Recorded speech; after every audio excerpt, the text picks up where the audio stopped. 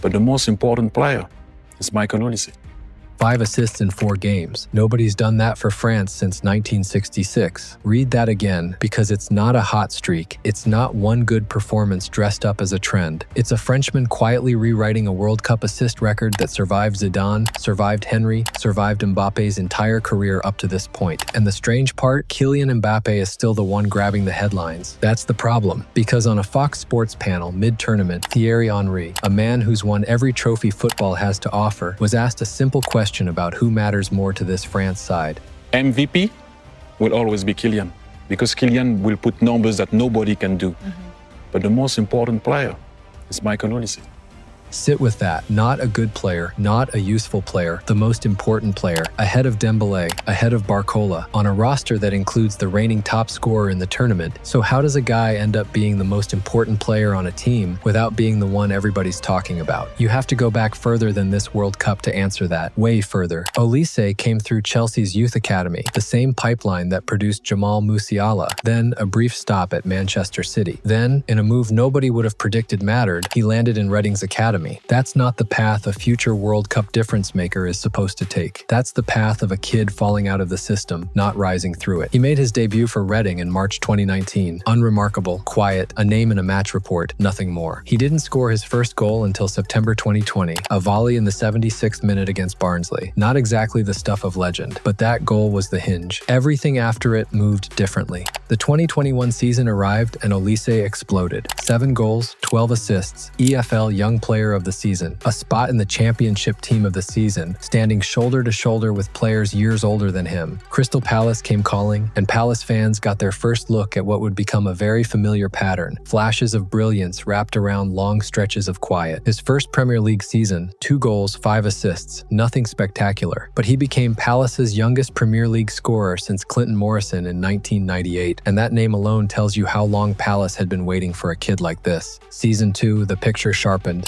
37 appearances, 2 goals, 11 assists. And on April 9, 2023, he became the youngest player ever to assist 3 goals from open play in a single Premier League match, a 5-1 demolition of Leeds. He also became the first Palace player in the club's history to register 10 assists in one Premier League season. Watch how he actually did it, because the mechanism matters. Right winger, sometimes tucking into the number 10 role, cutting onto his left foot, bending crosses in, or just taking the shot himself. Shoulder drops that baited defenders into lunging the wrong way, then bursting past them before they'd recovered. People started comparing him to Arjen Robben, not because he was as good, he wasn't, not yet, but because the pattern was unmistakable. The difference was in the intent. Robben wanted to cut in and score, had a reputation for being selfish with it. Olise wanted to create. He'd rather find a teammate in the box than finish it himself. Then came 2024. A hamstring injury ate a chunk of his season, and he still managed 10 goals and 6 assists in the Premier League. His partnership with Ebereki Eze turned Palace's attack into something defenses genuinely feared. Ask Casemiro and Manchester United, who got taken apart 4-0, Olise scoring a brace in that game alone. A goal and an assist against Wolves followed, then an assist in a 5-0 hammering of Aston Villa on the final day. PFA Young Player of the Year nomination, Arsenal watching, Chelsea watching, Manchester United watching, and then Olise did something nobody expected. He didn't stay in England. He didn't take the safe, familiar path most breakout Premier League talents take. He packed his bags for Bavaria. Bayern Munich. Here's why that decision looked strange at the time. Usually, Bayern buy the finished product, the biggest name in the Bundesliga, a proven superstar. Instead, they were signing a kid from a mid-table Premier League club who hadn't even played for one of England's traditional Big Six. It got worse before it got better. His first press conference in Germany was almost silent, short answers, no warmth, no theater, just a young man visibly uncomfortable in front of a country that treats every word from a Bayern player like breaking news. For me, I don't really look at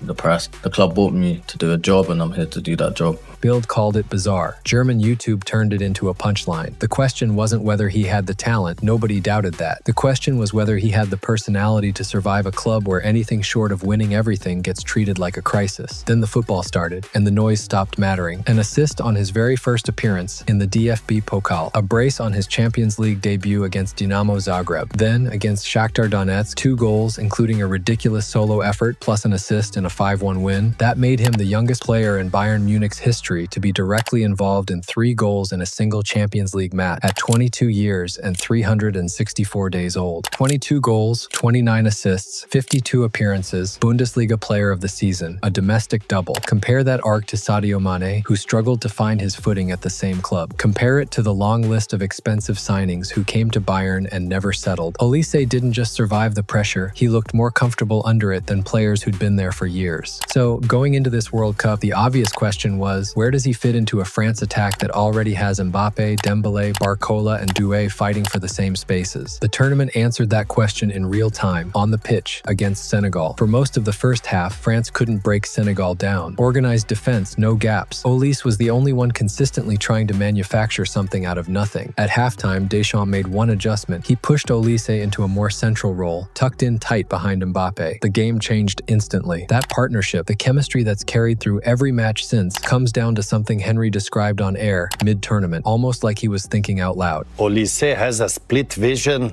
that the other ones don't have. Okay. They're killers. They can win the game. Olise can also win the game. That when he's in the game, he sees solutions that the other ones don't see. Right. That's the split vision that not everybody has. Love That's it. Only a genius have that.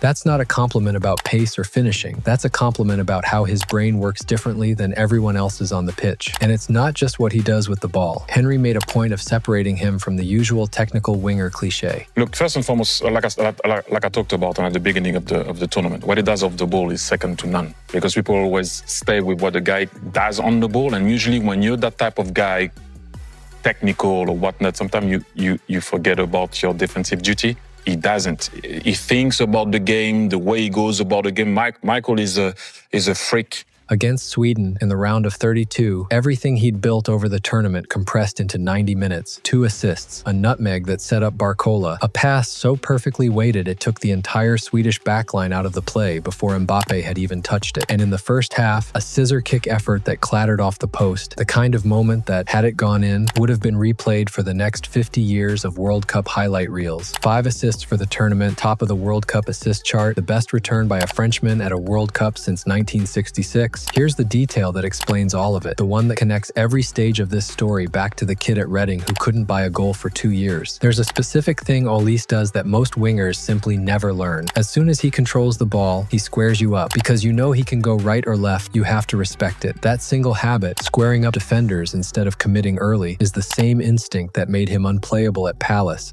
that made Bayern bet on an unproven Premier League winger, that's now making Deschamps reorganize a France attack mid-tournament around a player who wasn't even the headline act 6 months ago. Everyone was worried how France would replace Antoine Griezmann's creativity. Nobody's asking that question anymore. Now the conversation has shifted entirely. It's not, does Olise deserve a starting spot? It's golden ball talk. It's Thierry Henry on live television, ranking him above every attacker in the squad, except the one man on earth currently unrankable. France face Paraguay next. Mbappé will keep scoring because that's simply what Mbappé does. It's the one certainty in world football right now. But the story quietly building underneath all of it started in a place nobody was watching, on a night nobody remembers, with a 76th minute volley against Barnsley that didn't feel like the beginning of anything. It was the beginning of everything. The only question left is how much further this goes, and whether, by the time this tournament ends, calling Michael Olise the most important player in France stops sounding like a bold take and just becomes the accepted description of how this team works. If Michael Olise's rise from Reading reserves to World Cup difference maker hit different, hit that like button. It genuinely helps this channel keep telling these stories. Subscribe and turn on notifications so you don't miss the next deep dive when France take on Paraguay. See you in the next one.